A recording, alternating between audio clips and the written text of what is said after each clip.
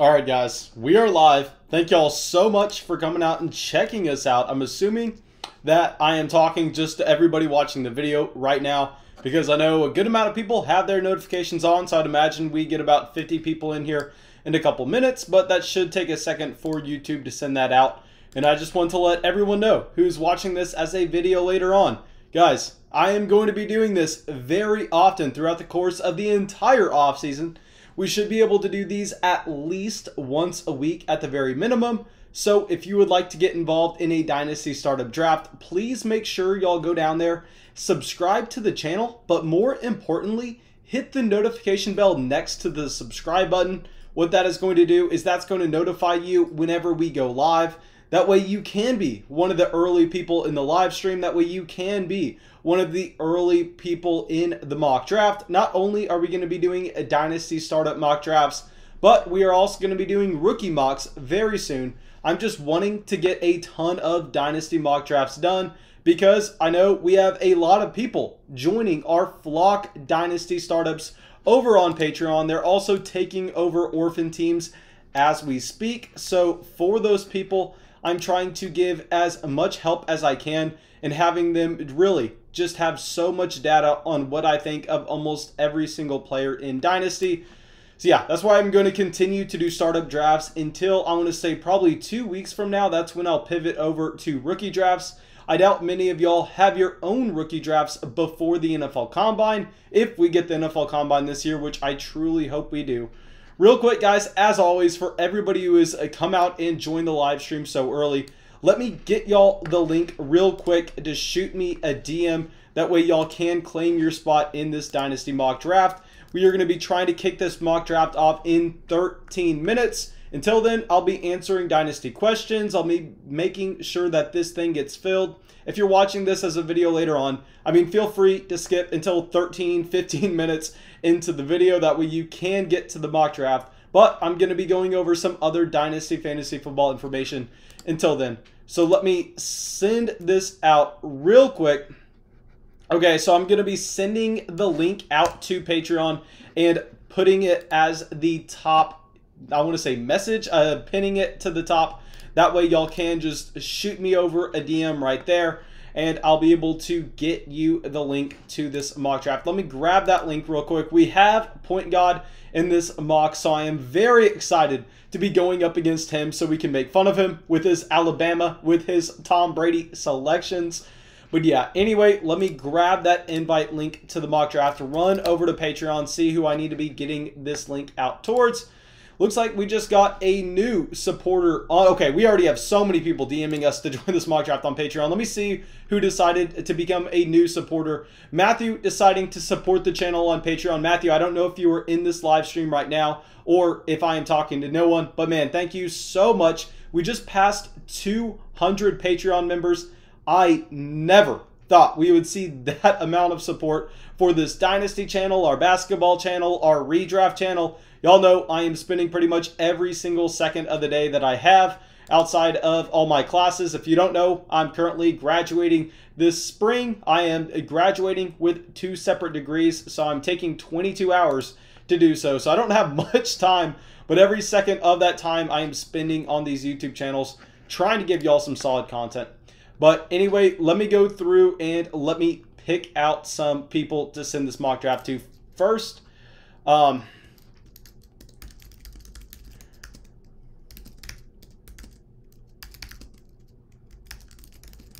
Okay, so let me, perfect. Okay, Dakota coming out here. Dakota sending you that invite. Connor sending you the invite as well. Nicholas sending that your way. Okay, perfect, guys. Let me know, please. I'm sending a couple more invites. Let me know if you DM me and I was not able to get you the invite for the mock draft. Let me see if we have any questions in the general chat that I can answer right now. Okay, so let's go through, and I see Connor coming out with Noti Gang. Connor, yes, sir. Thank you so much. Dylan coming out says, can I get in? Yes, sir. Please shoot me that DM on Patreon ASAP. Deadpulse, I just sent you your DM on Patreon as Nicholas. Okay, so let's go through. Okay, Dakota is saying he thinks the Combine was canned. I read that the Combine is most likely not going to happen. That's why I said if we get the Combine. But a man can dream. I mean, the NFL Combine is one of my favorite parts of the offseason just because we get to sit there for an entire week pretty much and just talk about every single one of these prospects. It gets everyone excited for the rookies. It gives us some very valuable data for the running backs. But if we don't get the Combine, we know we are going to get the Pro Days regardless. So we should get that information that we are looking for. Okay, so Dom Koss says, is the mock draft only going to be for members on Patreon? What I'm going to do is for the first 10 minutes, I'm going to open it up for everybody on Patreon. That way, if you are a supporter of the channel, you can go out there and get your guaranteed spot in the mock draft. But if we get to 7:29 Central, 8:29 Eastern, and we have a spot or two still available, I'll grab that link and I will send it in the general chat for anybody else to join. That way we can get it going ASAP. But, okay, Tia Kappa says, yes, the Combine was canceled for now. Julian says, I did what you usually do in the drafts. I have Kyler, Herbert, Gibson, Robinson, Montgomery, A.J. Brown, Justin Jefferson, and Terry McLaurin. Julian, I'm going to say I have no idea what you mean by you did what I usually do in the drafts, because that draft is significantly better than any draft I usually come away with.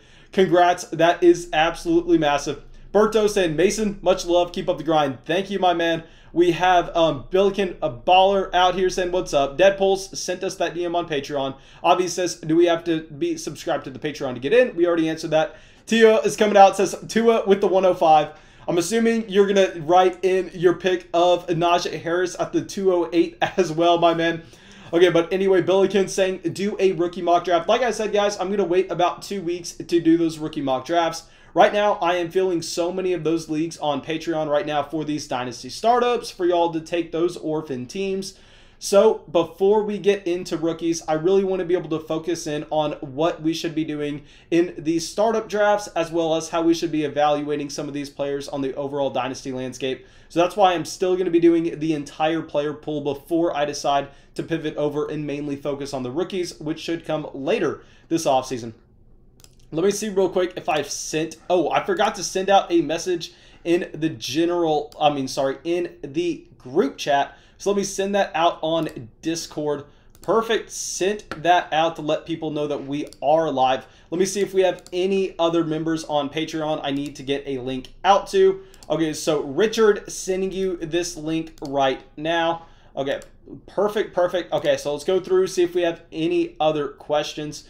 Okay, so yeah, Sleeper hasn't put in the rookies yet as well, which is what Tio Kappa is saying. And yeah, obviously we can host a rookie draft on a different platform, but the reason I like to host mock drafts on Sleeper is not because I think Sleeper is the best dynasty platform at all. I think myfantasyleague.com is, but with Sleeper, it has a very pretty draft board, to be completely honest, so you can rip a screenshot of it, and it looks nice to share, and at the same time, everybody plays on Sleeper, everybody's comfortable with the format, so that's why it's so easy to just host a mock draft there if we are not having to get a legit league going. Okay, so let me go through and see if we have anybody. Okay, Deadpulse is saying, I'm Nux87. Okay, perfect. Super Saiyan is saying, don't forget to smash that like button, Flock.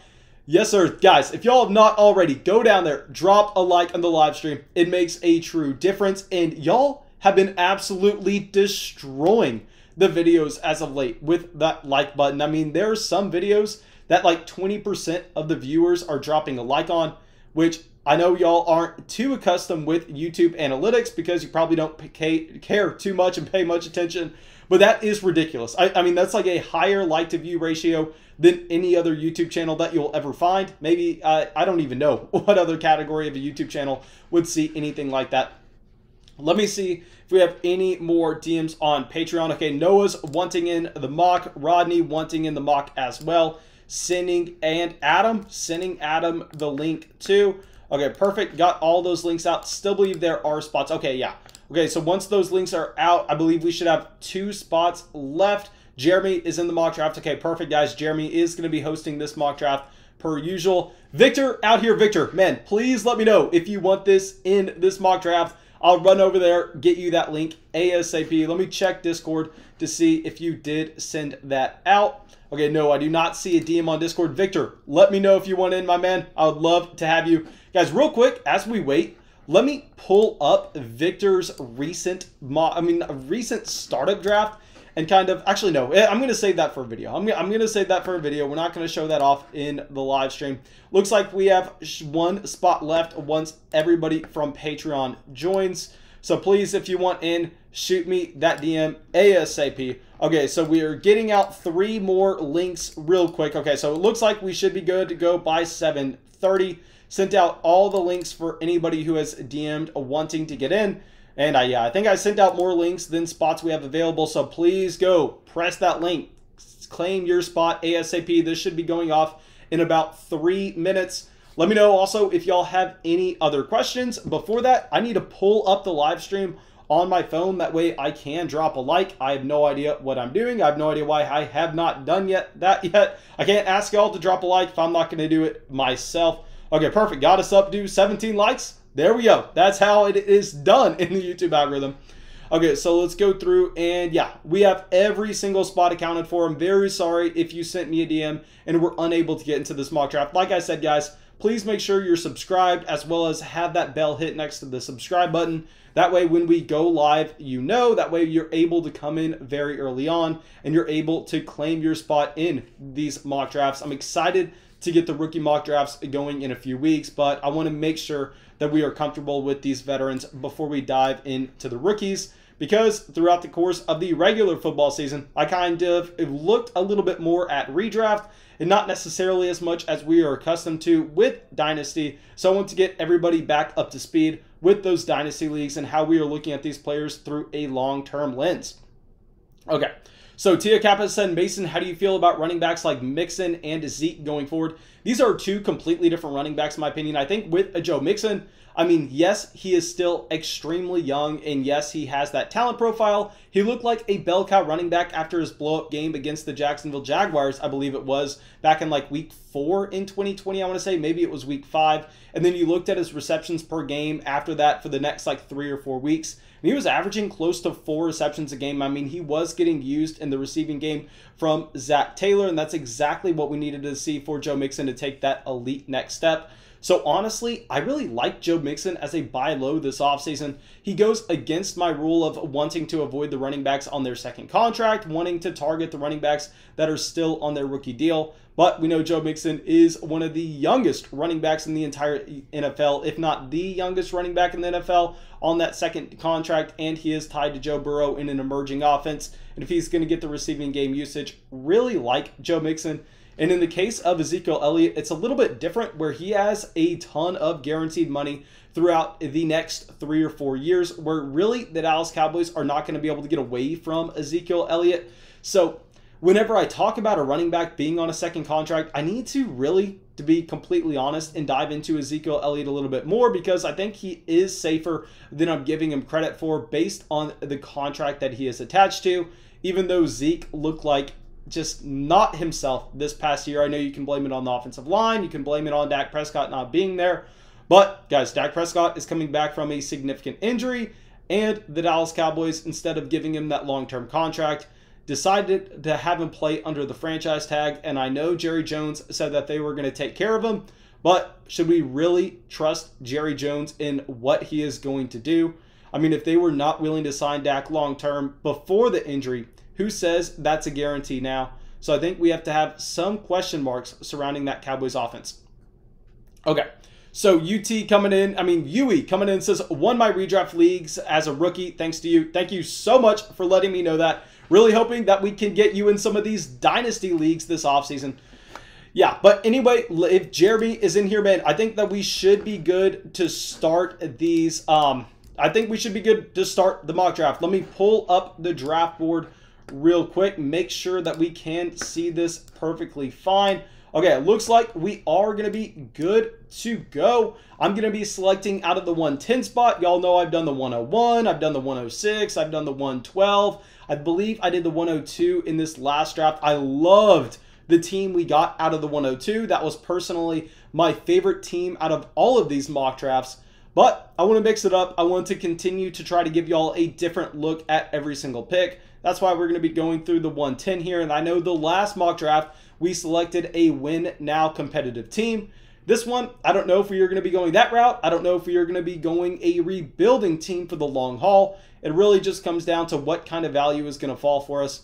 But Jeremy is starting off the mock draft, and we have Baskin, Dakota coming out here, taking Patrick Mahomes at the 101. The easiest selection in Dynasty Startup drafts this year will be Mahomes at the 101. And honestly, I think we should all be embarrassed for not having that take a season ago. You know, last offseason, there was a clear tier of 4 players in Dynasty Superflex startups. It was Mahomes, Lamar, CMC, and Saquon Barkley. And if you played in 100 different Dynasty leagues, if you drafted in 100 different Dynasty startups this past offseason, you probably saw every single one of those 4 players go off at the 101, the 102, the 103, and the 104. I mean, it was truly random with looking at what order those 4 players were going to go in. But I think we can safely say that Mahomes is by far and away the best asset in a Dynasty Superflex roster, just because he has the definition of long-term security as well as short-term upside. Okay, but Victor is on the clock right now. Okay, we have 3 quarterbacks in a row to start us off. Patrick Mahomes, Josh Allen, and Kyler Murray. Guys, in the general chat, please let me know what you think of this. Personally, I think after Mahomes, I want to be going with running back at the 102 and 103. But if you're going to go quarterback, I mean, it's definitely going to be between Allen and Kyler Murray. Now we have CMC and Saquon Barkley going off the board at the 104, 105. I mean, this is a completely standard mock draft in my opinion. This is what I think we can be expecting to see in our Superflex startups. Yeah, Jonathan Taylor going off the 106. I mean, y'all are killing this. This is exactly how I would want my own team to be looking going in the top half of the first round. I'd want to come away with one of these 3 down bell cow running backs or coming away with one of these young elite quarterback options. So yeah, I mean, these are standard top 6 picks. Let me know what y'all think of Josh Allen and Kyler Murray going ahead of CMC, Saquon Barkley, and Jonathan Taylor. I mean, myself, I don't know if I could do it. I completely understand the thought process. Let me know what y'all would do in the general chat. DeAndre Swift going off of the 107. Y'all know I was hoping DeAndre Swift was going to make it to us at the 110. I know a lot of people are worried about the coaching staff there. But still, I think if we look at the talent profile, you look at his long-term outlook, I mean, DeAndre Swift would be a very safe selection in the first round. So kind of bummed that we are not going to be getting him at the 107. But let's see who's going to be falling to us at the 110. I have a player, actually, no, he is not on the board any longer. Alvin Kamara was going to be my next target at the 110. Now we are going to be put in a very difficult position. I am wishing that I had given myself the 105, the 106, the 107 right about now, because this pick at the 110 is, 110 is going to be something that I am not looking forward to. But Clyde Edwards-Helaire goes off the board at the 109. So if we are looking at running back, we are going to be looking at Dalvin Cook, Derrick Henry, Nick Chubb, Ezekiel Elliott, Josh Jacobs, J.K. Dobbins, Aaron Jones, Austin Eckler, Cam Akers. So honestly, I think what we have to do here is I think we go with a quarterback. I think we go with a quarterback that has elite upside with what he can do on the ground. I talked about this so much on the main redraft channel this season, where we are looking for those quarterbacks with rushing upside, like a Josh Allen, like a Kyler Murray. Here, I think that what we are going to do is we are going to be going with a Lamar Jackson, who just had a very disappointing game this past week. I know a lot of people want to look at Lamar and what he did against the Buffalo Bills and naturally be a lot lower on him than I will be. I mean, with Lamar, he's a player that I don't own in a single dynasty league based on where he was going last offseason. I had him in one league last offseason, and I sold him high, and I'm glad I did that. But honestly, here, if he's going to be going at the very end of the first round, I think he is a player that we can take a shot on. Okay, but we have a couple of questions out here. Tio Kappa saying, why does every godly running back wear a blue jersey? I don't know, man. That's actually pretty funny. I had not thought about that before, but yeah, the first 4 running backs, CMC, Barkley, Jonathan Taylor, and DeAndre Swift. Okay, so California Love is saying Cook over Cam Akers is straight up laughable. And here, I think that you can criticize that selection, but here with C-Money, I mean, who knows? Maybe if you would have passed on Dalvin Cook at the 111 for Cam Akers, we would have seen Noah decide to take Dalvin before C-Money got back up on the clock. So maybe that was just not an option for him. But now that we have Lamar Jackson at the 110, I think we have a clear selection when it comes back to us between two running backs, unless maybe we just want to push a little bit of a quarterback run. So yeah, here what I'm thinking we could possibly do is we could try to force the teams behind us to have to reach on quarterback a little bit by taking our second elite guy and possibly a Russell Wilson or a Joe Burrow, or we can go with a more balanced approach in going running back. But knowing that we have Lamar Jackson here, what I would like to do is I would like to double down on the Lamar Jackson bounce back, the Lamar Jackson touchdown regression. Say, hey, you know what? If Lamar's able to get back to his 2019 form, if he's able to elevate that Baltimore Ravens offense to being a top 3 offense in the NFL, I'm going to be building a dominant team. If he's not, I'm going to be a very poor team regardless, so might as well double down and get the one-on-one. So here, I think what we are going to be doing is we are going to be taking J.K. Dobbins at the 203. Now here, I could easily take Cam Akers over J.K. Dobbins, but this is mainly going to be a strategy thing where we are looking to double down. We are looking to stack and build correlation into our starting lineup. We know the year where Lamar Jackson had his massive season in 2019, Mark Ingram was also a major benefactor. Mark Ingram's cut off the roster. Gus Edwards is no longer under contract for 2021. So I think what we are going to be doing here is we are going to be going with J.K. Dobbins. Although he was not my top running back available, it was close enough where we could afford to go with the built-in correlation. Okay, so yeah, we have a wanted Alex coming out and just absolutely destroying this draft with CEH and Cam Akers as his first 2 selections. I mean, talk about getting 2 3-down bell cows for the next 5 years right out of the gate. Really love that start. Russell Wilson at the 206. Richie Rich, I mean, having my dream draft. DeAndre Swift, then Russell Wilson. Okay, so let's see where Nux decides to go here after taking Jonathan Taylor at the 106. If we are looking at best player available, if you're looking at the quarterback position, this is going to be a Rodgers, a Tua, a Jalen Hurts, a Ryan Tannehill, a Baker Mayfield. If you're looking at running back, this is a Derrick Henry, a Nick Chubb, Ezekiel Elliott, a Josh Jacobs, and Aaron Jones.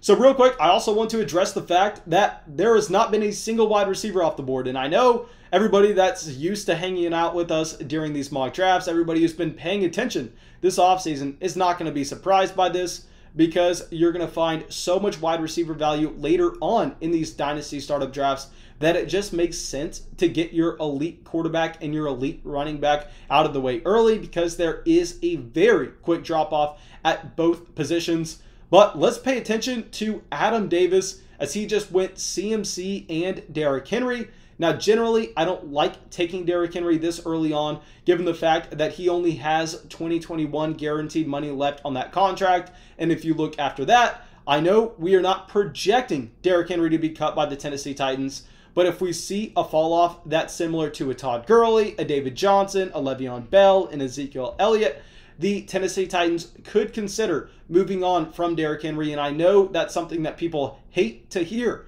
but Derrick Henry is older than Todd Gurley. I think we need to keep that in mind. He's about 1 year younger than Le'Veon Bell at the same time. So while he was one of the best running backs in the entire NFL in 2020, while he's been one of the best running backs in the NFL for a good while now, these running backs fall off very quickly. That what I look for long-term security is the contract, preferably a player on their rookie deal, which Derrick Henry is not. But it makes a ton of sense selecting Derrick Henry at the 209 if you're taking a CMC at the 104, as you're pushing all your chips in the middle, going, I am going win now. I want to win right away. That's what Adam is doing here. So hopefully we see him decide to go with veteran production in the 3rd round as well. But anyway, we have our first wide receiver going off the board at the 302. We have Davante Adams going ahead of Aaron Jones, Austin Eckler, David Montgomery, Joe Mixon. And then at the quarterback position, Aaron Rodgers, Tua, Jalen Hurts, Ryan Tannehill. I think that is a completely fair selection to take the wide receiver 1. I'm not saying that I believe Davante Adams is the wide receiver 1, but if you were going to wait to get that player, I think it makes sense to do so after Miles Sanders, James Robinson, Josh Jacobs, Derrick Henry, Antonio Gibson, and Nick Chubb are all off the board. But anyway, let me go through and let me see if we have any other comments in the live chat. Guys, let me know what y'all think so far Real quick, I am sorry I did not inform y'all what Noah did at the very end here. Let me show y'all the entire screen where Noah decided to double up on quarterback at the 1-2 turn with Deshaun Watson and Justin Herbert. And honestly, with the uncertainty around Deshaun Watson, I do not like the idea of taking Watson ahead of Dak Prescott, taking him ahead of Russell Wilson, just because even if he does stay in Houston, I mean, this is a team that only has Brandon Cooks and Randall Cobb with guaranteed money in 2021 at the wide receiver position. Obviously, they're going to be very limited in the NFL draft as well. So what are you going to be expecting from Deshaun Watson? I think that we would just say Russell Wilson is a much safer option. But anyway, we are back up on the clock. The best quarterbacks available are Tua, Jalen Hurts, Baker, Jared Goff. The best running backs available are Aaron Jones, David Montgomery, Chris Carson, Kareem Hunt, Kenyon Drake. The best wide receivers available, Justin Jefferson, DeAndre Hopkins, Michael Thomas, CeeDee Lamb, Stephon Diggs, and Calvin Ridley. So here, what we are going to do is we are going to stick it with the purple, and we are going to be going with Justin Jefferson at the 310. Y'all know this is a player that I've been saying is overdrafted in these mock drafts, but he's been going at the end of round 1, the beginning of round 2. So we're going to go with the wide receiver who is my wide receiver 3 in rookie drafts in offseason to go, only behind CeeDee Lamb and Jerry Jeudy, in Justin Jefferson, who's coming off the most impressive rookie wide receiver season of all time. So far, we built an extremely balanced team with Lamar, Dobbins, and Justin Jefferson. I mean, right now, we don't really have too much of a direction. We can't paint ourselves into being a picture of a competitive team right away or a long-term rebuilding team. So hopefully, we can find that identity with the value coming in the later rounds. But anyway, we're about to be right back up on the clock with the 403. And if we are going to be looking at running backs, really the only running back that I would even consider with the selection would be a David Montgomery, as Chris Carson is no longer under contract, as Kareem Hunt only has 1 year left, as Kenyon Drake's coming off the transition tag. A.J. Dillon is a major question mark there, so do not want to go with A.J. Dillon. If we are looking at the wide receiver position, you have Hopkins, Michael Thomas, CeeDee Lamb, Stephon Diggs. You're looking at the quarterback, you have Tua, Jalen Hurts, Baker Mayfield, and Jared Goff. So let me know what y'all are thinking here. And real quick, guys, I mean, also, I just want to say 30 likes with only 70 people watching the live stream. So about half of y'all have decided to drop a like on the stream. I believe our last stream got close to 100 likes. Thank y'all so much just for being by far and away the best audience on YouTube, making us grow so quickly. I appreciate it. And also, let me know what y'all think of our team so far.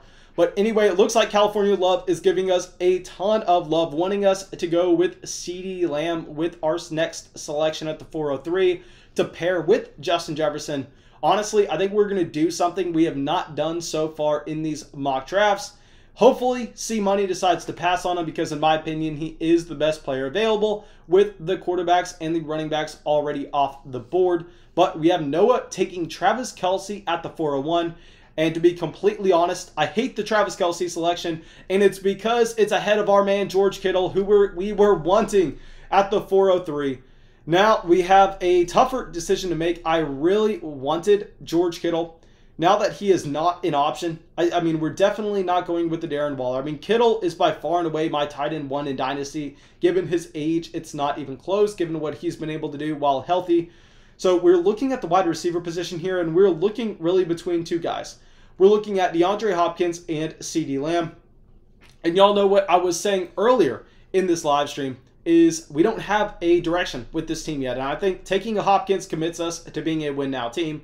Taking CeeDee Lamb commits us to being a rebuilding team for the long haul. And considering we already have 2 of those 2020 rookies, I think we go with the rebuilding strategy, and we are going to be taking CeeDee Lamb here, just trying to soak up some future value. So with CeeDee Lamb and Justin Jefferson, both of these wide receivers are still only 21 years old. They still have a ton of room to progress throughout the course of the season. So I am excited about this build right out of the jump. But let me know what y'all think of going with Lamar, Dobbins, Justin Jefferson, and CeeDee Lamb. It's definitely not ideal. I would have preferred us to have a George Kittle falling to us at the 403. But I did not want to take the other value that was on the board, which was going to be at the quarterback position in a Tua or a Jalen Hurts. Y'all know I am a massive Jalen Hurts fan, and I have him on so many of our Dynasty Fantasy Football rosters from our rookie drafts in offseason ago. But I still can't say that he is the locked-in starter for the Philadelphia Eagles in 2021. So if we are going to be looking at a question mark there, I think we go with the very safe option in an elite tight end an elite young wide receiver asset in CeeDee Lamb. Also, I've seen CeeDee Lamb play live in probably his best game as a college wide receiver against the University of Texas in the Cotton Bowl in 2019. Funny story, I actually snuck into that game right before kickoff for completely free when tickets were like $300. So I have a strong emotional connection with CeeDee Lamb, even though he completely embarrassed us. But anyway, let's go through. And Brighton Mason says, sounds like Wentz will be the starter. And here, guys, I'll say with Carson Wentz, y'all know I was saying about 2 weeks ago that he was a massive value in these Dynasty startup drafts when y'all were taking him in the 11th round. And I thought he should be a little bit closer to Jalen Hurts, but I still definitely would rather have Jalen Hurts in these Dynasty mock drafts in any Dynasty league, just because even if Carson Wentz is the starter over Jalen Hurts, he just does not provide nearly the same level of upside, and that's because Jalen Hurts is that cheat code quarterback. That's why we were drafting him in offseason ago, because if he is the starter, you know he is a top 10 option based on his rushing production. But anyway, California Love says Lamar, CD, Jefferson, Dobbins, there's 125 points every week. He lost Dak.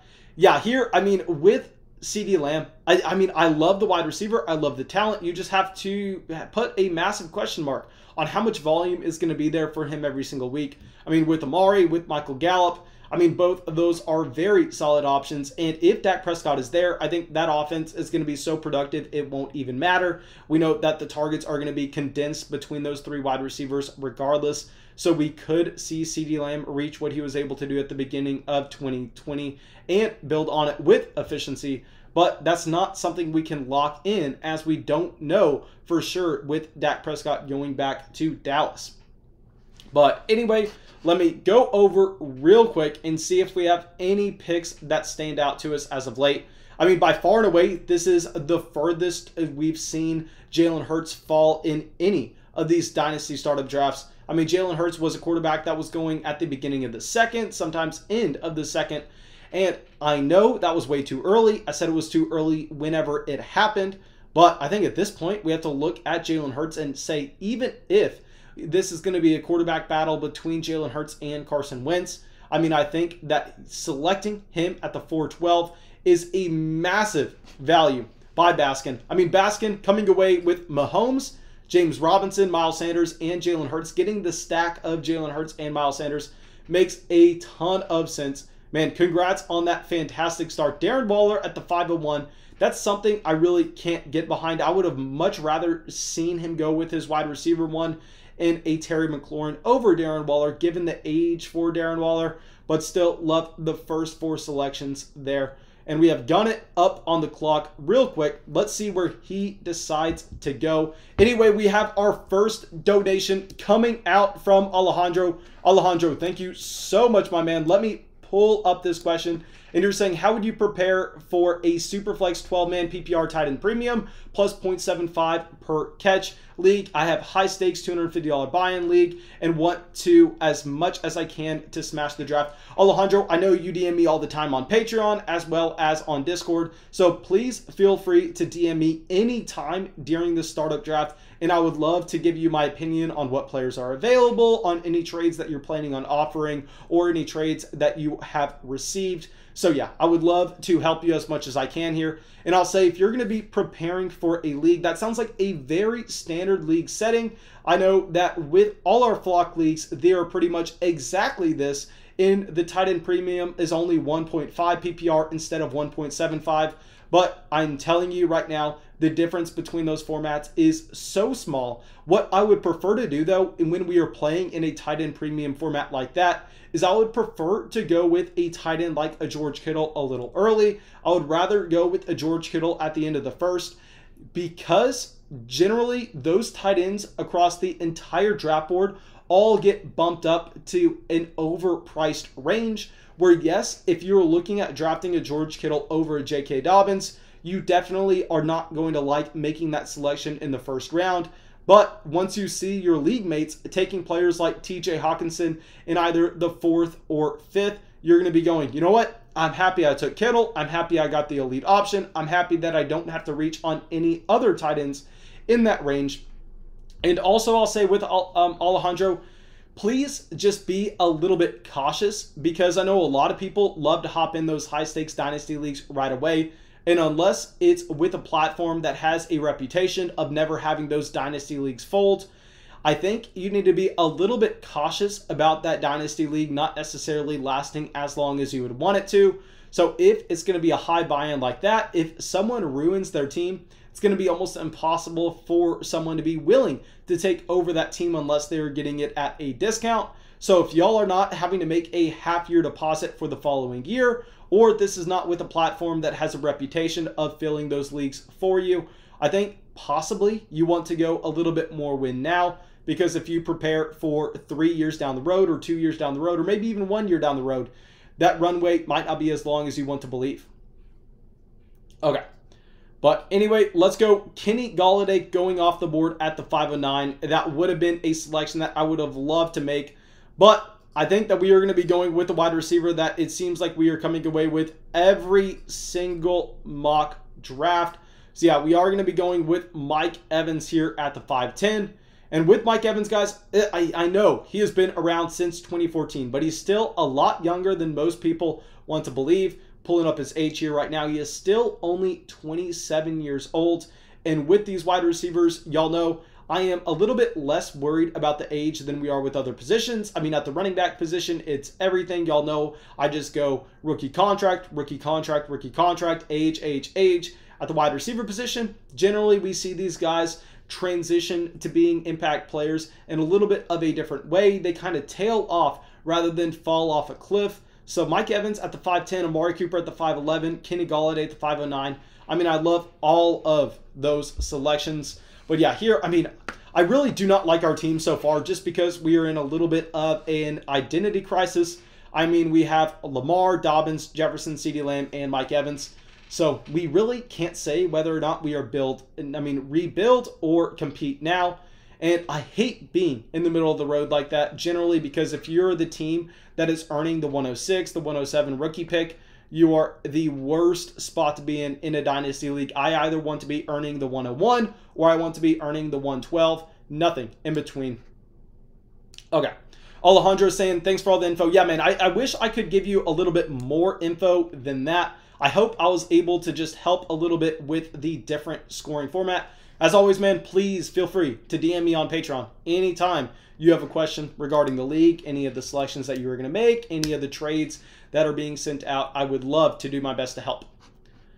Okay, but anyway, we are about to be up on the clock in one more pick. Kirk Cousins going off the board at the 602. If we were looking at quarterbacks, best available are Matt Ryan, Tom Brady, Matthew Stafford, Daniel Jones, Carson Wentz, Jordan Love. Running backs, Kenyon Drake, A.J. Dillon, Melvin Gordon, Zach Moss. Tight ends, Mark Andrews, Noah Fant, Mike Gesicki. Wide receiver, we have Jerry Jeudy, Chase Claypool, Julio Jones, Juju. And I'll say real quick, with my little monkey brain, with my lizard brain, it's telling me go get Mark Andrews, get a tight end that you love, make this roster balanced.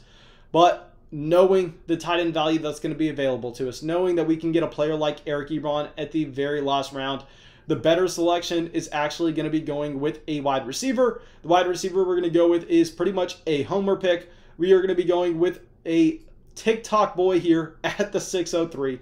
I mean, we are going to be going with Juju Smith-Schuster. I mean, Juju's what, like 23 years old? I know he does not seem like he is that young because he's been in the NFL forever. We've been dealing with his antics for a very long time. And I'll say with Juju, I mean, everybody that told me in offseason ago that he cared too much about Twitch, YouTube, TikTok, Instagram, Snapchat to be too worried about his NFL game, and that was going to stunt his growth. And I said, okay, Boomer, you have no idea what you're talking about. You don't know how 2020 works. I mean, Juju can easily handle all his social media and his publicity and promoting his own brand and become one of the best wide receivers in the NFL at the same time. I was wrong. I mean, if you look at his age-adjusted production, you look at what he was able to do in his first 2 seasons, I think we have to say. I mean, what's the other explanation other than Juju Smith-Schuster is letting all those other distractions get to his football game. But still, I mean, at the 603, with his age-adjusted production, if he can figure it out, I think he has so much upside. And we're drafting him as our wide receiver 4 here. I mean, Juju Smith-Schuster still is only 24 years old. I mean, a wide receiver that was a little bit more consistent near the back half of the season than people want to give him credit for, just because I know the media loved to dog on him. Okay. But anyway, I see Aiden out here in the chat saying, what do you think about Kenny Golladay? Okay, so here with Kenny Golladay, I mean, I know this is a wide receiver that's going into free agency. I know he's coming off a very disappointing season where, I mean, it sucked that he was just not placed on the IR. So pretty much anybody who was wanting to go through and use a Kenny Golladay just had to sit there and go, is he going to play this week? Okay, no. Is he going to play next week? Okay, no. Oh, is he going to play this week? Okay, no. I mean, you had to do that pretty much for the entire second half of the season, which definitely sucked. But, I mean, Kenny Golladay in high-stakes redraft leagues a year ago was being drafted at, like, the wide receiver 8. I mean, he was someone that 99% of people were projecting to be a top 10 wide receiver. I mean, he was on a very great path. I think what we have to do is we have to discount the injuries. He is going to be a free agent, but I think it's more likely than not he goes back to Detroit. I think that's one of the best landing spots for Kenny Golladay, given the fact that they really don't have any other players to get targets to. I mean, if we're looking at a Marvin Jones, he's going to be, I mean, he's already into his 30s, and that contract does not bode well for him for being on the team much longer. I mean, TJ Hawkinson's going to step up, get targets. DeAndre Swift's going to be targeted out of the backfield, but Kenny Golladay is going to be operating in a completely different area of the football field where I think he should be able to soak up a good amount of volume. So it really depends on where he lands in free agency. I would prefer to see him with the Detroit Lions, but let me know what y'all think. I know a lot of people are going to want to see him with the Green Bay Packers, but I'll say while that's fantastic to think about, while it would be beautiful to see him in that uniform and what he would provide for that overall offense with Aaron Rodgers, I think honestly, it would not play out as well as we would want it to, just because Davante Adams would soak up so many of the targets there. Okay. But anyway, let me see if we have any picks gone off the board that stand out to us. Let me see if we have any teams that stand out to us as anybody that's really missing one position or the other. So it looks like every team so far has selected at the very minimum one running back. It looks like the only teams that do not have two running backs so far are Gunnit and myself. And y'all know, once we get past that tier of running backs that have that long-term job security of being a three-down guy, generally, I am of the opinion that we are looking at a dead zone of running backs. I mean, guys that I am wanting to avoid at all costs are going to be the Chris Carsons, the Kareem Hunt. I mean, if we go up on the who's available right now, the Kenyon Drake, the A.J. Dillon, the Melvin Gordon, the Zach Moss, the James Conner, the Myles Gaskin. I mean, none of those players are guys I want to be reaching on. I would prefer to just take the wide receivers with great profiles as they fall to us. The guys like Justin Jefferson, CeeDee Lamb, Mike Evans, Juju Smith-Schuster, the players that we decided to take. I mean, we will look at those running backs as they fall off later on in the draft when we see that value presents itself, but there's no way in hell we are going to be reaching for them in this range. Now let's go over and we see Gunnit take his second running back in A.J. Dillon. So we are currently the only team without two running backs, and I am completely comfortable. We've done enough of these mock drafts where we know that that is not going to be a problem. And now let's look at teams that only have one quarterback, and that is also going to be Gunnit, who took a very similar approach to us, getting his quarterback in the first, his running back in the second, then slamming wide receiver after that. Generally, I think that is a great idea depending on the range that you are selecting in. Then also Adam Davis only had one quarterback until he decided to take Matthew Stafford at the 704. Really like the selection of Matthew Stafford. I think that does represent great value, even with Stafford not necessarily having that rushing upside that we like to see. I mean, when you're getting him in the 7th round, you don't necessarily need to have that rushing upside. I mean, we had players like Jared Goff going at the 503, Baker Mayfield going at the 408. So I'm fine with Matthew Stafford at the 704. And now also, we have Point God with only one quarterback. We have Nux, only one quarterback. Richie Rich, Jeremy, Wanted Alex, and myself, all with only one quarterback. So I'm assuming we see some quarterbacks off the board relatively soon. But anyway, Ernest coming out with our next donation. Thank you so much, my man. Saying, hey, Mason, loved your Patreon so far. Can't believe I get the best fantasy knowledge out there at my disposal. Man, thank you so much, Ernest. That means a ton. I know we've been talking on there very often. I saw that you sent me a DM as soon as we went live. I promise you, I want to get back to you. But before I was able to put in thought in what I was going to say, I was sitting here with camera on me going, okay, I'll talk to him after the live stream. But thank you so much, man. That is like pretty much the biggest compliment that I could ever receive. But anyway, I'll send out the link to our Patreon if anybody wants to ask me any Dynasty questions throughout the course of the day. If anybody wants to join our Dynasty Leagues that we are filling every single day now. Y'all know, I mean, if you're in the Discord chat, that I've been sending those teams out every night. And that will continue for pretty much the next week. But anyway, just like I predicted, we are seeing that quarterback run go off the board. Daniel Jones and Matt Ryan just go off at the 706 and the 707. I mean, this is why it's important to look around and go, okay, this team only has one quarterback. This team only has one running back. Because generally you can predict trends if you are able to identify that. And here, if we are looking at quarterbacks now there are only 4 teams left without a quarterback, and both teams after us have a quarterback already. So if we are going to be looking at that position, we don't need to do so until the 803. So upcoming at the 710, we are going to be looking at one of 2 positions. We are either going to be selecting a wide receiver or we are going to be selecting a tight end. And if we look at the wide receiver position, best players available are Jalen Reagor, Henry Ruggs, Odell Beckham Jr., Tyler Boyd, Courtland Sutton, Denzel Mims, Hollywood Brown. If we look at tight end, you have Noah Fant, Mike Gesicki, Hunter Henry, Evan Ingram, Dallas Goedert. So I have one player that sticks out in my opinion. And yeah, hopefully he falls. And if not, I mean, we have a couple different ways to pivot over. So let's see. And Tio Kappa's coming out, says, how do you like my team so far, Mason? Okay, man, 105 absolutely killed it with Saquon Barkley. The 208, Antonio Gibson ahead of Derrick Henry, Josh Jacobs, Ezekiel Elliott, Miles Sanders. I like the selection of Antonio Gibson. I don't know if you were able to watch my video today where we talked about him, but I'll get into that in a second. We are on the clock, and here at our wide receiver 5, we are going to be going with an option coming off of a significant injury, and this is going to be an Odell Beckham Jr. I mean, I want to go with Courtland Sutton. I just can't pull the trigger there. We're going to go with Odell. We are going to package him together with a Mike Evans for the 2014 wide receiver class. But anyway, looking at Point God's team, I mean, with Antonio Gibson, man, you know, I love the talent. I love the athletic profile. I love the receiving game ability. The one problem, though, is the team situation. I mean, what are we going to be expecting for the Washington football team and the quarterback situation? How are they going to be able to be an above average offense with really no solution there? So I will say we have that one question mark. Tyreek Hill at the 305. Can't complain with that at all. We go down Baker Mayfield at the 408. This is an intriguing pick. I mean, it was your quarterback 1, so, I mean, not necessarily something that you could have afforded to wait too much longer on, but at the same time, I mean, with Jalen Hurts and Baker Mayfield, I will put my name on saying that Baker Mayfield is definitely going to be an NFL starter for longer than Jalen Hurts. But here it's the question, do you prefer the long-term job security or do you want the player that has the short-term upside?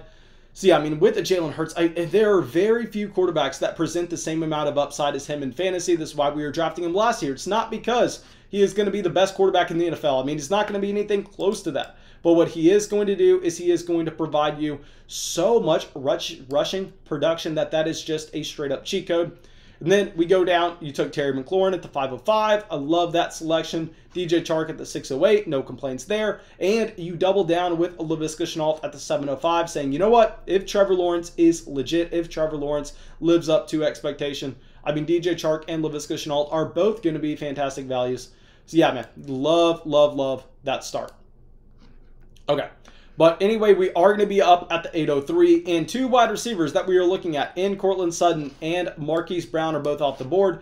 I mean, Marquise Brown was not only the best wide receiver still available, in my opinion, at the 801, but y'all know, I mean, we took Lamar in the first, we took J.K. Dobbins in the second, so that was us betting on the Baltimore Ravens offense. So I would have loved to get that correlation in there with a Hollywood Brown. If this was a real league, you better believe I would be sending out trade offers right now to Noah from that snipe. But anyway, what we are going to be looking to do is possibly take our second quarterback here.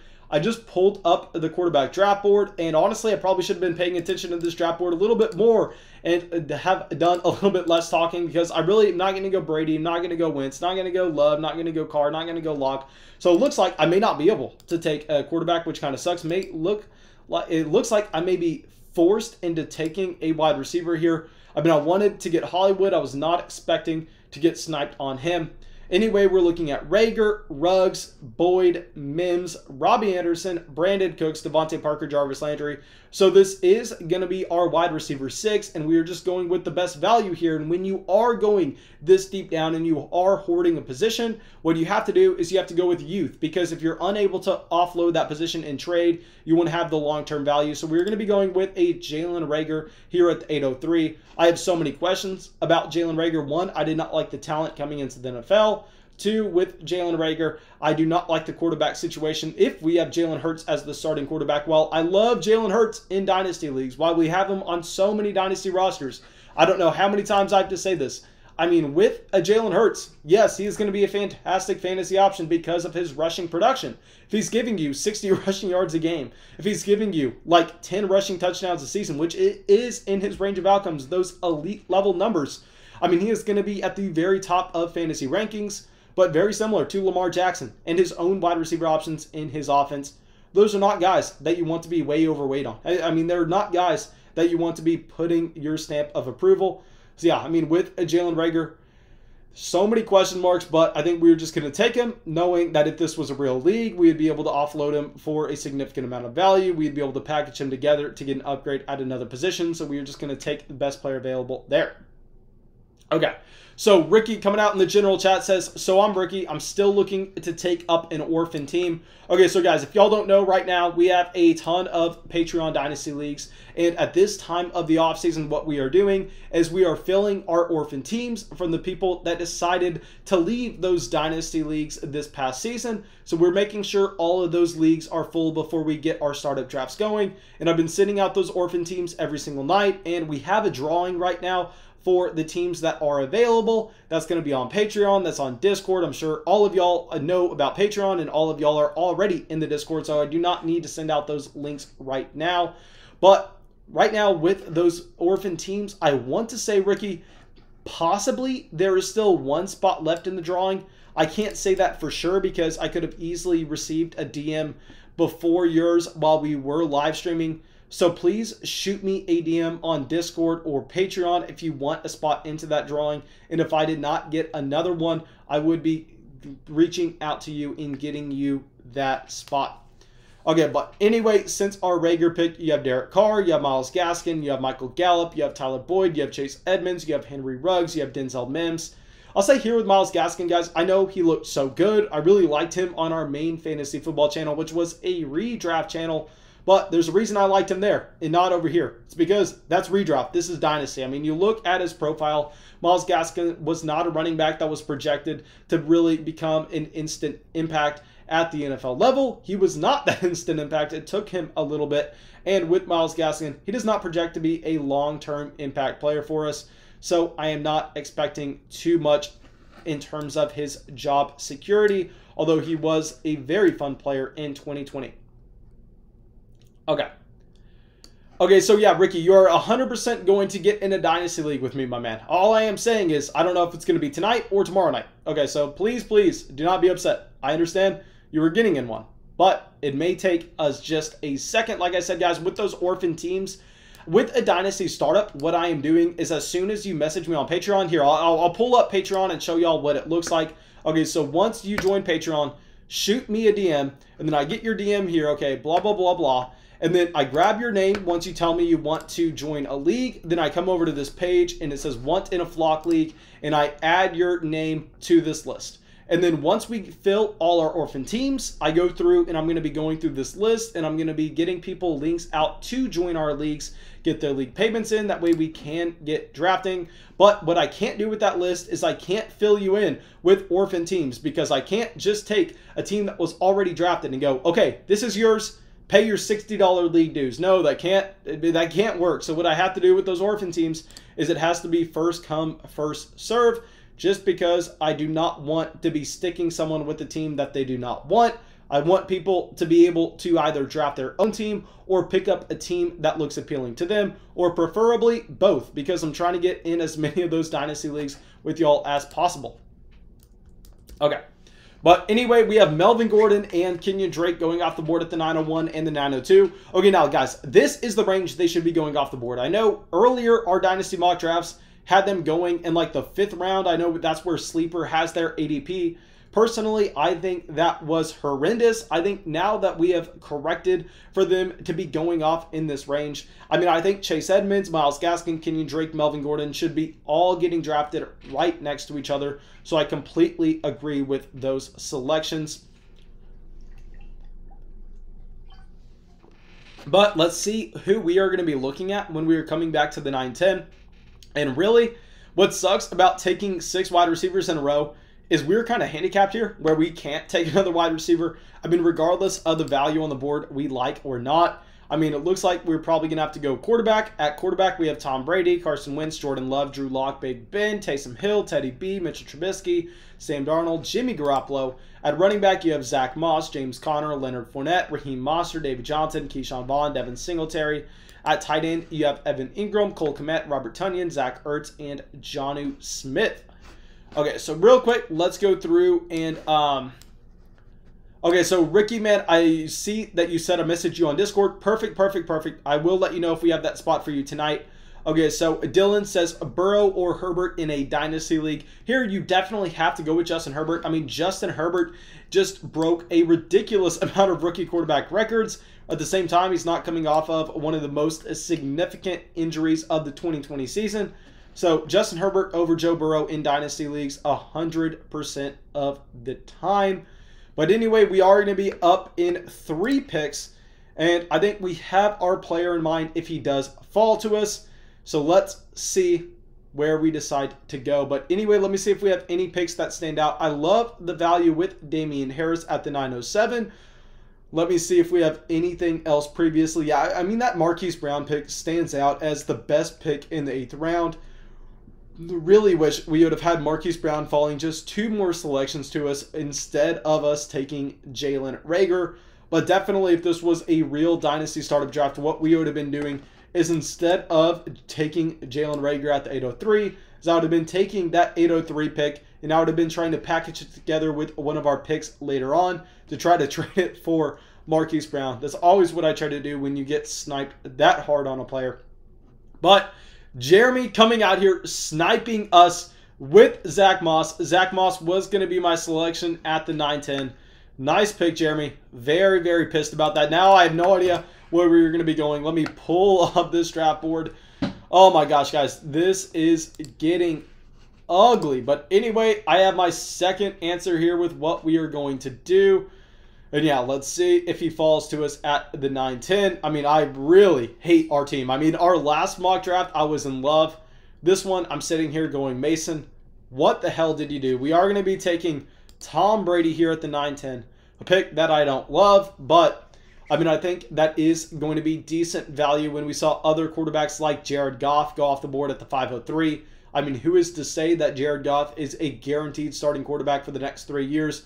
When I think we could say that Jared Goff possibly only has 1 year left in Los Angeles based off his past performances. And here with Tom Brady, I mean, we know that he's going to be in that similar range. So possibly we got a good value there, but still I hate to take someone that is so far down our board. But anyway, let's go down. And I'll say, if we are trying to go back in time and if we are trying to fix any of our selections, I think we have a very similar lesson learned than what we've had in some of these last mock drafts where I said it was a lesson learned and I still did not adjust. What we need to be doing is we need to be going running back over quarterback. We should have gone with Cam Akers and J.K. Dobbins at the 1-2. That way we could have gone with the wide receiver value and received some of the quarterback value as well in the middle rounds instead of just having to go wide receiver. So yeah, if we are going to change anything, we replace that Lamar Jackson selection with Cam Akers And then during those middle wide receiver rounds, we would possibly replace a player like, I don't even know where we could have gone. Possibly replace, I don't know. I mean, we were just stuck in a dead zone here. I can't even look at a quarterback that went after one of our wide receivers that I'd rather switch. I mean, if we were going to not take Justin Jefferson, our quarterbacks would have been Tua, Baker Mayfield, Jalen Hurts. I think we would prefer Jefferson. If we were going to not take CeeDee Lamb, same options. I mean, you have to prefer Lamb there. If you were not going to take Mike Evans, our quarterback options would have been Kirk Cousins, Matthew Stafford. I mean, I guess you could make the argument for Kirk Cousins over Mike Evans. But yeah, still, that's so close. Honestly, the only selection I don't like by myself was that Lamar in the first. Outside of that, I think we were just stuck in really a dead zone. Okay. But anyway, Rashad Penny going off the board at the 10:01. Let's see what we are going to be looking at again with the 10:03 here. I think what we have to do is we have to suck it up. We have to take a value that we don't necessarily love. Yeah, this is not something I want to do, but you know what they say. Sucks to be us. We are going to be going with James Conner, a free agent running back right now that is coming off of back-to-back very disappointing seasons here at the 10:03. I mean, this is a pick that, honestly, I hate. Everybody here should make fun of me for making it, but I think we have to. I mean, that is the end of it. Let me go through. And M. Tanaka coming in says, also, Mason, during each mock, I need more quarterbacks and running backs. Here, yeah, I don't think we need more quarterbacks here just because we fell in a very dead zone of quarterbacks. I don't think we really had an option to go with any of those quarterbacks over our wide receivers. What we did not want to do is we did not want to go with Lamar in the first. I mean, yeah, that hurt. Yes, Tio Kappa coming out here making fun of us for taking James Conner. Man, we deserve the humiliation. We deserve it. Bring on the laughter. That was a very, very bad selection, but it's one we made, and we're going to live with it. Okay, DJ coming out says, Mason, do you think Wentz is starting next year due to the new coaching hire? No, I do not think that Carson Wentz is starting. I think what happened is the new coach came in, he interviewed for the position, he looked at the Carson Wentz contract, and went, you know what, it's probably going to get me this coaching job. Probably saying that I think Carson Wentz can be saved, that I can save Carson Wentz because this team is so strongly invested into them. So I think he is just trying to make himself look good by pumping up Carson Wentz. And in reality, I think that we are going to see Jalen Hurts as the starter. And it could turn into a quarterback battle, but something we are not going to be projecting. Okay. So Charles coming out says, how hard hit do you think Kamara's value will be without Brees? Man, here I could give you a quick 30 seconds on that, but what I would advise you to do is just click on our YouTube channel, go to our Alvin Kamara versus Dalvin Cook video, and I talk about Alvin Kamara and the Drew Brees situation over like an 8-minute span. So please go do that instead. Okay, but anyway, let me go through and, okay, Adam says, Mason, how do you feel about my win now team at the 104? Okay, so you went CMC, Henry. Okay, you went, man, this is a very, very strong team. Okay, so y'all know with Adam here, he is at the 104. He has CMC, Derrick Henry, and after those two selections, I said that we liked the Henry pick if he was going to be able to follow it up with 2021 production instead of long-term value directly afterwards, which is what he decided to do by taking Rodgers in the third, Michael Thomas in the fourth, Keenan Allen in the fifth. I mean, I would have preferred McLaurin over Keenan. I would have probably preferred, actually no, Michael Thomas is fine in the fourth. I'm going to leave that there. Yeah, if you would have gone McLaurin over Keenan, I would have liked that. Then you have Adam Thielen in the sixth, a fantastic selection for a win now team. Matthew Stafford in the seventh. I mean, Henry Ruggs in the eighth. Not going to fault you making that pick, but I would have liked to seen Robbie Anderson. Man, that is a great, great team. Congrats on coming away. I like how you were able to pick a direction and stick with it. That's the main reason I do not like my own team in this draft, because we really have no direction. But we kind of got just stuck in a dead zone. I mean, maybe I'm going to have to do more practice with the 110 slot because I hate that range apparently. Okay, so let me go through and Dakota is saying, how is Philly a bigger dumpster fire than the team with the first overall pick? Okay, so I'm assuming maybe this is a is this regarding something that I said? Maybe. Okay, I'll say real quick. I think if you are a Philadelphia Eagles fan, you are significantly more pessimistic about the future than the Jacksonville Jaguars, because the Eagles have so much tied up to Carson Wentz, who looks like he is pretty much just completely dead at this point. Whereas on the other hand, you have Trevor Lawrence coming in, possibly one of the best quarterback prospects since Andrew Luck. We hear that almost every year, though, so I'm not going to say too much about that. And at the same time, he's going to be on that rookie contract. You have Urban Meyer coming in, so at least you have a little bit of hope there. And with the Philadelphia Eagles, I mean, they've done such a poor job with just resource allocation over the past few years that I think you just have to look at that team and go, you know what? I mean, not going to be something that we are going to be optimistic about for the future. But anyway, Carson Wentz at the 10-12 by Baskin. Love that pick. I mean, a player that we probably should have taken at the 10-03. Really just, I was talking too much, not focusing in on who we were looking to take. So we went best player available by ADP. But that pick definitely should have been Carson Wentz for us. Thank you. I mean, congrats on taking that pick, Baskin. Okay, so Deadpool's coming in, says, how is my team? Nux87. Yes, sir. Let me go through, look at that team real quick. Okay, so Jonathan Taylor at the 106. Love that pick. Possibly the best value in the first round.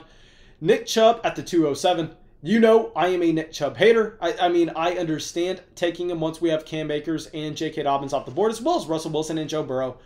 So, I mean, personally, I think that we have Nick Chubb, Antonio Gibson, Josh Jacobs, and Miles Sanders all in the same tier. I understand wanting to go with Nick Chubb there at the 207, so not going to fault you too much on that. A.J. Brown at the 306, great value. Then we're looking at Tua at the 407. Not going to fault you with Tua at the 407 either. DJ Moore at the 506, love. Mark Andrews, love at the 607. Daniel Jones, love at the 706, given his rushing ability. Then Tyler Boyd, Brandon Cooks. So I really like this team. Brandon Cooks is someone that I think we need to be focusing in on a little bit more, as this is a wide receiver that looks like he is going to be the alpha wide receiver target for the Houston Texans this next year, who should have a quarterback answer there. If it's not going to be Deshaun Watson, they're going to be getting a pick very high up in the draft this year to make a different quarterback selection, or they could be trading it for Tua. So Brandon Cooks should have an above average quarterback regardless, and he's going to be the wide receiver one there.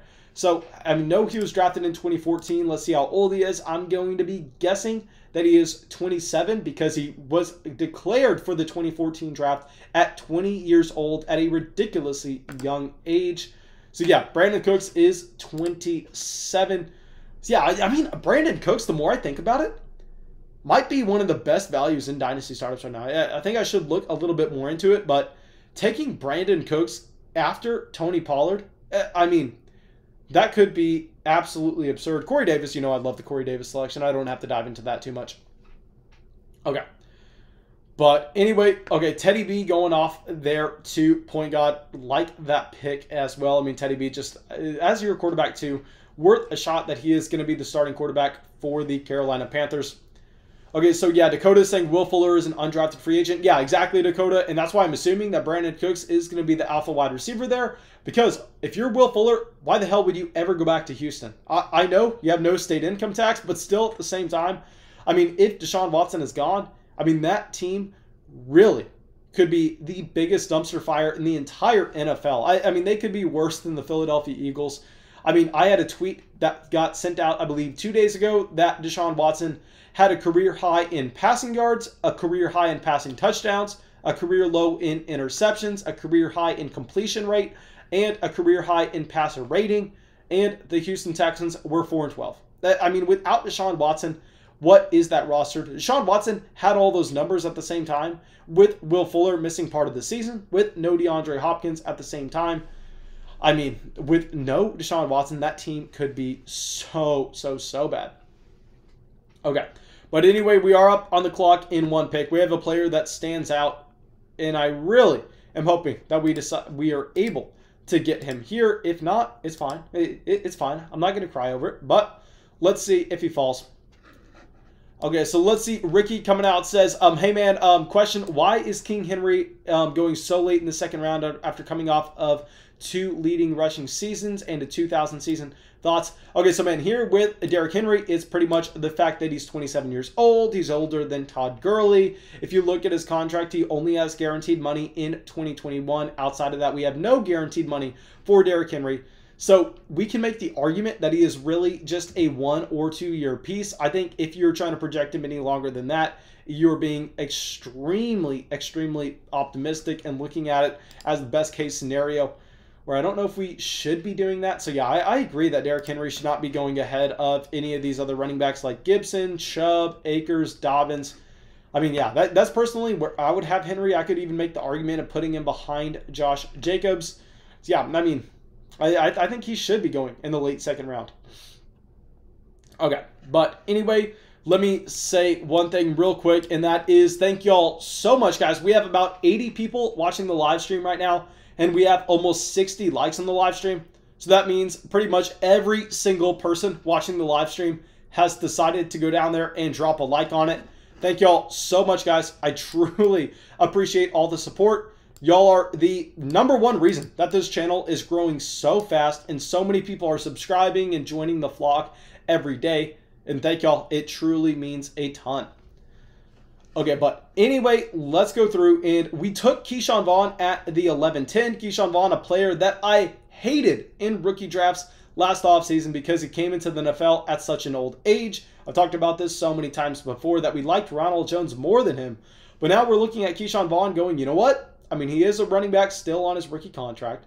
I mean, might as well give him the shot. He looked decent when he touched the ball this past season, even though we did not like him in rookie drafts. I think by the time he gets this late, I think he is a value. I mean, I would much prefer having a Keyshawn Vaughn over a player like Jeffrey Wilson. Okay, so let me see where we are going to be deciding to go now with the 12th round pick.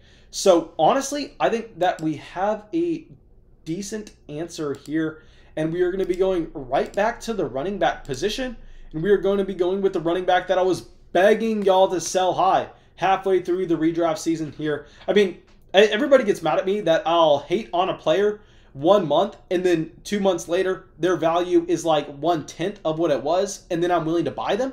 I don't understand why a player can go from being overvalued to undervalued really quickly.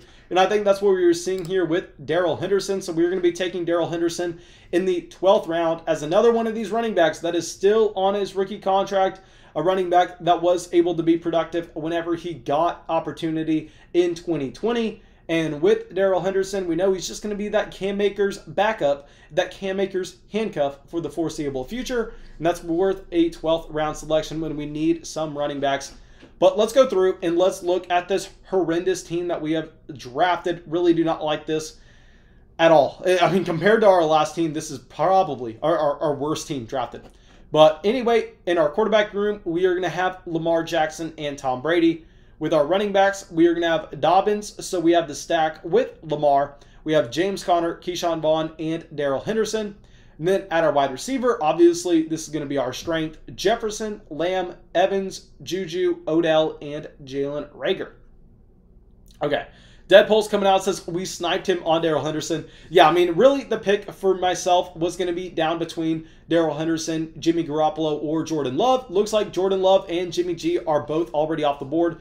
But I knew that if we did not take Darrell Henderson there was no way he was getting back to us, and there were really no other running backs on the board that I liked. And I figured there was a decent shot that we got a quarterback like a Jimmy G, Cam Akers, or Jordan Love coming back to us. Clearly that did not happen, but there are still 2 or 3 guys that you could be looking at. Okay, Tio Kappa coming out, says Cam Newton MVP season 2021. Tio, hey man, please let me know, is Cam going to be the starting quarterback next year? I'm assuming not if you just look at what happened in 2020 and how that planned out. I mean, played out, I would be willing to bet almost any amount of money that Cam Newton is not the starter there. But let me know what you think, as you are our resident Patriots homer. Okay, Preston Williams going off the 12-12. Love the value for Preston Williams, who has been productive when he has received opportunity throughout his career. The only problem is staying on the field and not getting injured. But I think he should be good to go at the start of this next season. Okay, so Gunnett back up on the clock, decides to go with Jameis Winston. Okay, Tanaka says Henderson is not as good as Akers, but he is good enough to start somewhere. I mean, the reason we're drafting Henderson is not because we think he's going to be a starter somewhere else. The reason we're drafting Henderson is simply just for a backup insurance policy on if Cam Akers gets injured. I know you don't want to be drafting running back handcuffs. But if you are drafting running back handcuffs, you want to be drafting guys that looked good when they received opportunity, and at the same time, they are going to be attached to their team for the foreseeable future. That's exactly what you have with Darrell Henderson. I mean, that's what you have with Keyshawn Vaughn as well. So these are running backs that I don't project to be starters this next year, but we know if Cam Akers just gets a high ankle sprain, if Cam Akers is out 4 to 6 weeks, Darrell Henderson slots into being the running back 2 on this roster right away, and we can be looking at that for the next few seasons now. Okay, so Tia Kappa coming out says Cam Newton will get re-signed. It wasn't his fault. He was throwing at the worst wide receiver. I mean, at worse wide receivers than you and me. Honestly, that is true. I mean, who do you think would be a better NFL wide receiver, to be completely honest? Myself, who is a career tennis player and a power lifter, or N'Keal Harry? I mean, what are we talking about here? I mean, Jacoby Myers, N'Keal Harry. There's not stuff to get excited about in New England. I mean, God, New England has, for everything that Bill Belichick can do, and for how good Bill Belichick is at the game of football, I mean, he cannot scout a wide receiver to save his life.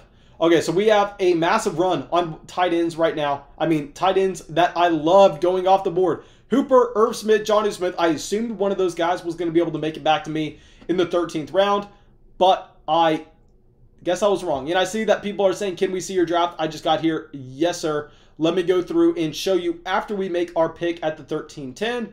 Just so, actually, let me just go through and see what I'm going to be thinking here, and then I'll scroll up for you, my man. Okay, Logan Thomas going off of the 13-08. Guys, this is why you don't take tight end early.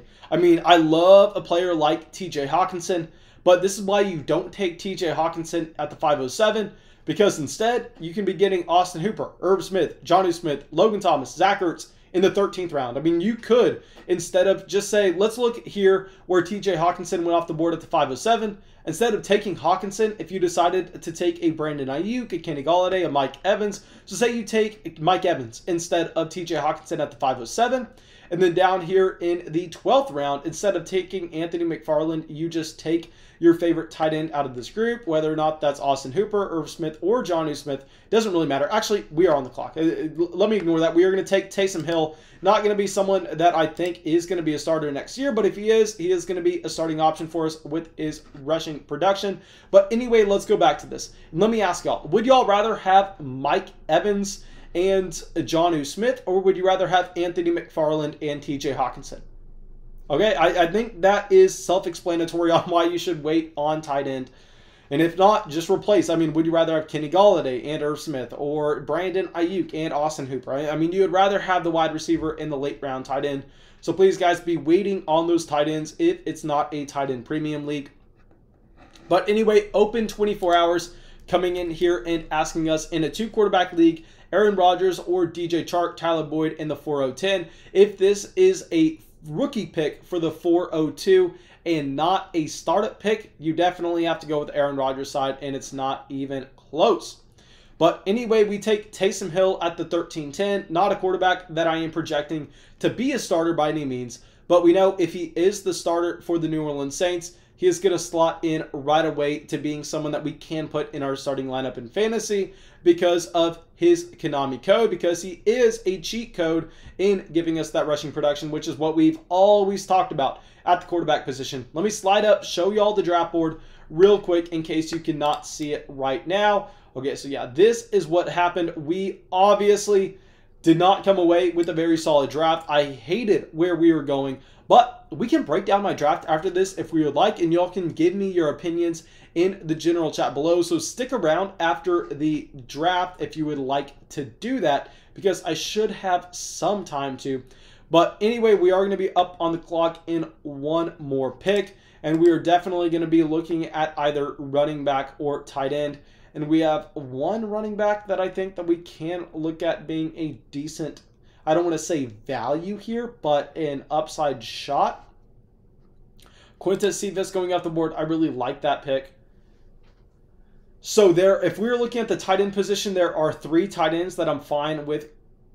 And there's really only one running back that I'm fine with. So we are going to decide to go with the running back here. We are going to go with Phillip Lindsay.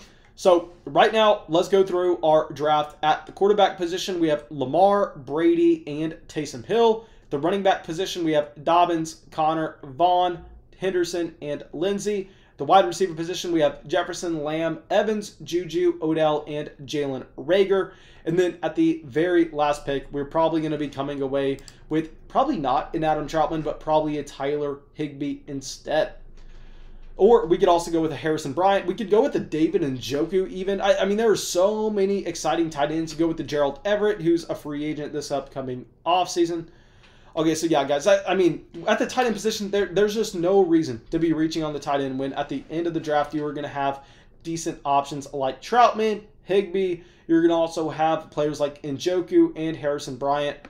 So I'm fine with taking Phillip Lindsay there, because if we were looking over at running back, am I really going to want to take a Le'Veon? Am I going to want to take a Joshua Kelly? Am I going to want to take a Marlon Mack coming off torn Achilles? That is definitely not something we are wanting to do. But anyway, what we can do here, I know y'all are probably not too interested in these picks down. Let me just add some tight ends to my queue real quick to make sure that we are going to have them auto-selected if we are not paying attention. Okay, also a Dawson Knox still available. I mean, there are so many guys that you can be looking at. Chris Herndon as well. But yeah, anyway, what we are going to be doing, let's go through and let's break down our draft. Okay, what I need from everyone right now is I need everyone's participation in the general chat. I'm going to need y'all to be spamming. Okay, so pull up the general chat and let me know what y'all think. I'm pulling up my draft. Everybody, look here. We are the Lamar Jackson team, and we're going to be going round by round, and y'all are going to be telling me where I could have improved. Y'all are going to give me your honest feedback, because I think this is the worst mock draft that we've had. I was very uncomfortable picking from the 10 slot. Hopefully, I don't draw any more of these slots going soon. Probably should, though. Anyway, let's go through, and at the 110, I think, honestly, our mistake here is I think we should have gone with a Cam Akers. I think we should have started off the draft with Cam Akers and J.K. Dobbins instead of Lamar and J.K. Dobbins, as it would have given us more quarterback flexibility down the line. So let me know what y'all think of that. Let me know where y'all think we should have gone in the first round. Okay. M. Tonica saying Chris Herndon is a sleeper tight end who broke out at the end of the season. Okay, Tia Kappa says, I'd rather have Deshaun Watson or Justin Herbert over Lamar. Here, not really looking, I guess we can say we'd rather have Herbert over Lamar, and that would have allowed us to take Akers over Dobbins. But yeah, okay, so let's see if we have any other feedback coming in. Guys, we have 80 people in the live chat right now. And not a single person is willing to come out here and criticize that selection. Anyway, let's go down, and the Dobbins pick at the 203, after we took Lamar in the first round, I think that's something that we really can't move away from. I'd like to get the stack there, so I think there's nothing we can go through and change about that pick. But if we are going down to the third round with Justin Jefferson, let me know if y'all think we can change something here, because personally, I do not. Maybe we go with the George Kittle instead, but I'm looking at Jefferson going at the 310. I mean, I don't like going wide receiver here. I'd prefer a running back to fall to us, but that did not happen. I mean, I think we were stuck in a dead zone. I think we have to take Justin Jefferson here at the 310. Really don't have another option. Okay, but let me know what y'all think of Justin Jefferson at 310. Someone saying, Christian saying you definitely need running back. So here, you're telling me you would have preferred to go with an Aaron Jones or David Montgomery over Justin Jefferson? Is that what y'all are wanting? Y'all, let me know. I know on an ideal world, what would have happened is we would have had Mixon falling to us at the 310. But I can't take a 26-year-old Aaron Jones over a 21-year-old Justin Jefferson. I mean, that is almost impossible for me to do. And then at CeeDee Lamb with the 403, I mean, I wanted to get Kittle there. Obviously, we got sniped. After that, what else could I have done here with CeeDee Lamb? I mean, are we going to go with David Montgomery over CeeDee Lamb? I can't. I mean, I can never press that button. I think we can't justify going with David Montgomery over CeeDee Lamb. So we are going to be going with Lamb there. Going down to the 510 with Mike Evans. I am never going to be a guy to take a Chris Carson or a Kareem Hunt over Mike Evans. I mean, that is how you lose in your Dynasty Fantasy Football Leagues. So we're taking the value there as well. We're taking Mike Evans. I think this is the one criticism you can give them. I think what we could have done instead of going with Mike Evans is we could have gone with Kirk Cousins, And what that would have allowed us to do is that would have allowed us to go with Devontae Parker over Tom Brady. So the real question here is, would you prefer having Evans and Brady, or would you prefer having Cousins and Parker? Now that is something that I think we can look into with Claypool at the 603. Regardless, with Juju at the 603, I think you can make the argument for us to go with a different wide receiver here, but that's not what we're looking to do. What we are looking to do is we are looking to try to get a better constructed team in terms of our positional allocation. So here, Juju, I think we can't get away from wide receiver here. I think we have to go with Juju at the 603. You get to Odell at the 710. I'm not going to be taking Rojo over Odell. That is not a winning strategy. I think you have to go wide receiver here. Whether or not you think that is Sutton, whether or not you think that's Hollywood Brown or Odell Beckham Jr., I mean, that is up to you. But you have to go wide receiver. Maybe what we could have done instead, actually, I know this is what we probably should have done instead. We probably should have gone Carr over Rager and then gone with Parker instead of Brady. I think possibly that could have made sense. And then we go to running backs. I think here instead of Connor, what we'd have preferred to do is we would have preferred to go with Wentz if we could redraft that. Vaughn, Henderson, like those picks, not going to change anything. We are back up on the clock, and our tight end that we are going to be drafting is going to be my man if he's still available. Nope, y'all took David Njoku. Y'all decided to snipe me on him. So we're just going to be taking Harrison Bryant and calling it a day. Tio Kappa said A.J. Dillon over Juju Smith-Schuster. Man, that is straight up crazy. I have A.J. Dillon in a significant amount of leagues. I'll say real quick, guys, if y'all are wanting to join a Dynasty League, I just sent out a link in the chat. Message me on Patreon. But I'll show y'all some. I'll just go through and I memorize some. I sent out some offers. I believe I offered A.J. Dillon for Julio Jones and was rejected in one of our Patreon flock leagues.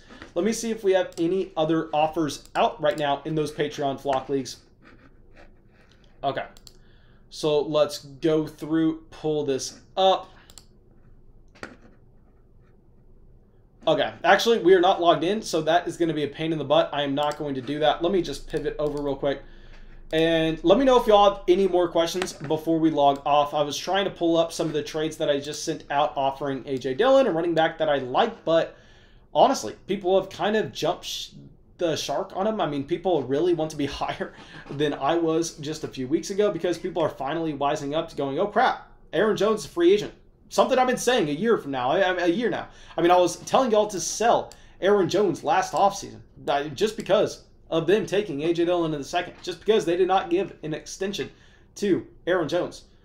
Finally, people are kind of realizing that, but I think they're kind of overcorrecting at this point. I mean, A.J. Dillon should not be going like within 10 picks of Aaron Jones. That just should not happen when A.J. Dillon does not project to see the same amount of targets. But anyway, Dakota's saying, I've seen people wanting ridiculous prices for Darren Waller. Darren Waller, I'll say, is a player that I think I could be wrong on, because every single time I get a question regarding Darren Waller, I am always the person to go with the other side. I mean, between Darren Waller and so many of these other players, I think maybe I just have a bias against Darren Waller because I missed out on him when you could have acquired him for a third-round pick in Dynasty Leagues. There were a ton of people on podcasts going, I love Darren Waller. There was a ton of hype around him in training camp 2 years ago, and everybody was going, go buy Darren Waller for a third. Go buy Darren Waller for a third. Now I went, are you kidding me? I'm not wasting my time on that. I'm not wasting a pick on that, and I missed out. That is on me. I need to get over it. I need to get over myself. Something we need to improve on. But anyway, also, guys, thank y'all so much for coming out and checking out the live stream. If y'all have not dropped a like on the live stream already, make sure y'all go down there, drop that like. It helps us out so much in getting recommended to new listeners. I know y'all do this pretty much on every single video. I'm sure that every single person watching this live stream right now is subscribed. But I will say, if you want to join one of our next mock drafts, make sure that you hit the bell next to the subscribe button. That way you are able to come out here and you are able to go and join a draft right at the beginning of the stream. But yeah, thank y'all so much for just hanging out. And that's all I have to say. Hit that bell so you can go over there and you can join our next mock draft. Get notified whenever we go live.